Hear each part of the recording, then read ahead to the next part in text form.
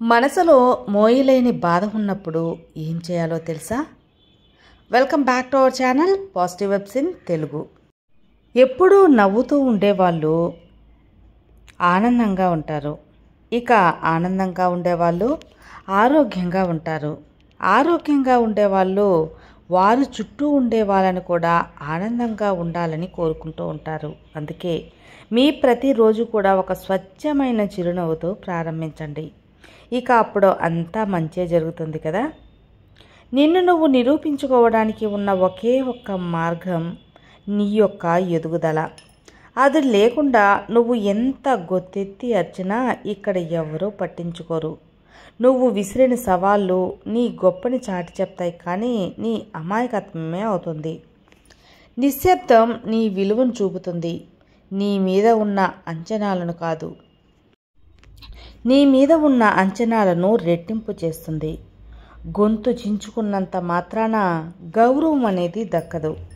కేవలం ఎదగాలి, ఎదిగి మాత్రమే చూపించాలి. నిన్ను అప్పటి వరకు చూసిన వాళ్ళు కూడా ఆశ్చర్యపడేలా ఎదగాలి. అప్పుడే ఆ సమయంలో పుడుతుంది అసలైన శబ్దం. అదే ఇక నీ విజయ నినాదం కూడా అవుతుంది. జీవితం అన్నిటినీ పరిచయం చేస్తుంది. తిని ఖాళీగా కూర్చునే రోజులను గుర్తు చేసుకో.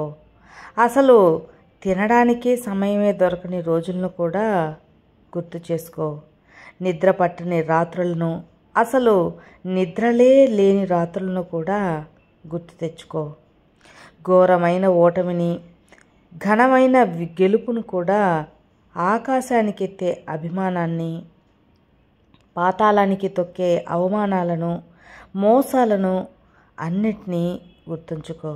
బాధలో తోడుగా ఉండే బంధాన్ని, బాధించే బంధువులను కూడా గుర్తుంచుకోవాలి.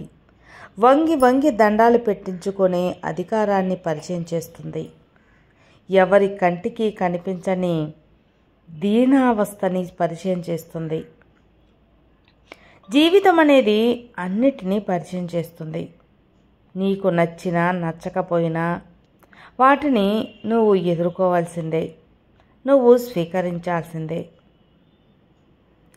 ఒకసారి అర్జునుడు అడిగాడు, మాధవా, మనసులో మోయలేనంత బరువు ఉన్నప్పుడు ఏం చేయాలి అని.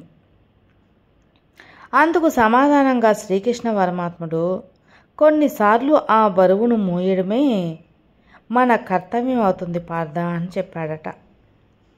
మీరు కూడా ఈ విషయాన్ని గుర్తుంచుకోవాలి.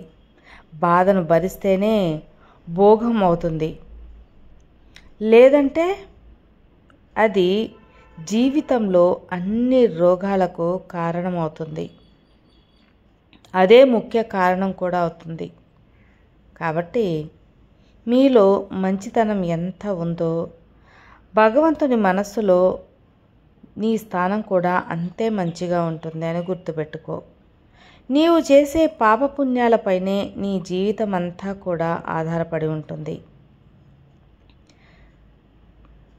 ప్రశ్న ఏదైనా సరే ప్రేమతో బదిలిస్తే మనం గడిపే ప్రతిరోజు కూడా అందంగా ఆనందంగా ఉంటుంది.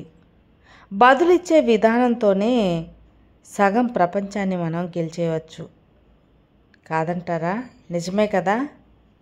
పుకార్లు అనేవి శత్రువుల ద్వారా పుట్టి, అజ్ఞానుల ద్వారా పాకి, మూర్ఖుల ద్వారా మనకు చేరతాయి, అలా అంగీకరించబడతాయి. ఈ మూడింటిలో మనం ఉండకూడదు. కాబట్టి మనం మూర్ఖులమే కాదు, అజ్ఞానులమే కాదు. భగవంతుడు వరాలను ఇవ్వడు, శాపాలను కూడా ఇవ్వడు. కేవలం అవకాశాలను మాత్రమే ఇస్తాడు. దాంట్లో సద్వినియోగం చేసుకోవాలా, లేదా వాటిని వరాలుగా మార్చుకోవాలా, లేదా శాపాలుగా మార్చుకోవాలా అనేది అంతా మన చేతుల్లోనే ఉంటుంది. ఎవరో ఏదో అన్నారని, ఎవరో ఏదో చెప్పారని, ఎవరో ఏదో అనుకుంటారని నీ చిన్న చిన్న ఆనందాలను దూరం చేసుకోవద్దు. మాటలు అనేవాళ్ళు మనం మంచి చేస్తున్నా అంటారు, చెడు చేసినా అంటారు. ఏం చేసినా విమర్శించడానికి వాళ్ళకు ఏదో ఒక కారణం కావాలంతే.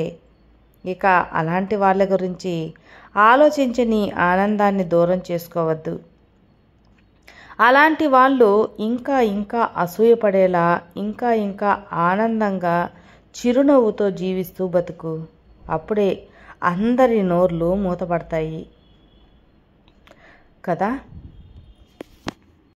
మనది కాని వాటిపై ఆశపడకూడదు. అత్యాశ ఎంతో ప్రమాదకరం. మనది అయిన వాటిపై నిర్లక్ష్యం కూడా అంతే ప్రమాదకరం. కాబట్టి గుర్తుంచుకోవాల్సిన విషయం, మన తాహతకు మించి ఏది ఎక్కువైనా అది విషయంతో సమానం. అది ప్రేమైన, ద్వేషమైన, అధికారమైన, ఐశ్వర్యమైన, ఆకలైన, కోరికలైన, సోమరిపోతుతరమైన మరి ఏదైనా సరే అది ప్రమాదకరమే. అందరితో కలిసి ఉండు, అందరిలాగానే నవ్వుతూ ఉండు. అంతేకాని అందరినీ అయిన వాళ్ళు అనుకోవద్దు. అంతా నా వాళ్ళే అని మురిసిపోవద్దు. నటనతో కూడిన మనిషి ప్రేమ విషం కంటే ప్రమాదమని గుర్తించు. ఈ విషయం నువ్వు మనసులో నిలుపుకో. నువ్వు బాగున్నప్పుడు పువ్వులాంటి మాటలు విసిరిన వారే నువ్వు బాగోలేనప్పుడు రాళ్ళలాంటి కఠినమైన మాటలు కూడా విసురుతారు. అలాంటి వాళ్ళు ఎవరో, అందుకు నువ్వు బాగోలేనప్పుడు ఎలా ఉన్నావో బాగున్నప్పుడు కూడా అలాగే ఉండు. అదే వాళ్ళకి సమాధానం. 2 సందర్భాల్లో నీతో ఉన్నవారే నీవారవుతారు. పాపపుణ్యాలేవి మనిషి ఆధీనంలోనే ఉంటాయి. నీకు నచ్చింది చేసే అధికారం నీకున్నా కూడా వాటి ఫలితాలను నీకు ప్రతిఫలంగా ఇచ్చే అధికారం మాత్రమే కాలానిది అవుతుంది. నవ్వుతూ గడిపినా ఏడుస్తూ గడిపినా మనసుకున్నది ఒకే ఒక జీవితం. ఎలా ఉండాలన్నది మన చేతుల్లోనే ఉంటుంది. మనిషి ఎప్పుడు కూడా అప్పు చేసేలా ఖర్చు పెట్టవద్దు. మనస్పర్ధాలు వచ్చేలా మాట్లాడవద్దు. కోపంగా 4 మాటలన్నా సరే ప్రేమగా 2 మాటలైనా మాట్లాడాలి. గతం తలుచుకొని బాధపడవద్దు. అది తలకురివికి సమానం. కడుపు భరించేంతగా తినవద్దు. ఎవరు ఏమి చెప్పినా కూడా పూర్తిగా వినకుండా మాట్లాడకూడదు, నిర్ణయం తీసుకోకూడదు. ఇక అన్నిటినీ సమాన దృష్టితో చూడు. నువ్వు ఏదైనా సాధించాలి అన్నా, నీలో ఏదైనా లక్ష్యాన్ని చేరుకోవాలి అన్నా ముందు నీ పట్టుదల అవసరం. పట్టుదల ఉంటే సాధించలేనిది ఏదీ లేదు మిత్రమా. విన్నారు కదా అండి. ఇన్ని సూక్తులలో మీకు ఏ సూక్తి నచ్చిందో తప్పకుండా కామెంట్లో తెలియపరచండి. మరో మంచి వీడియోతో మళ్ళీ కలుద్దాం. అంతవరకు have a good day friends. Thank you for watching. Bye.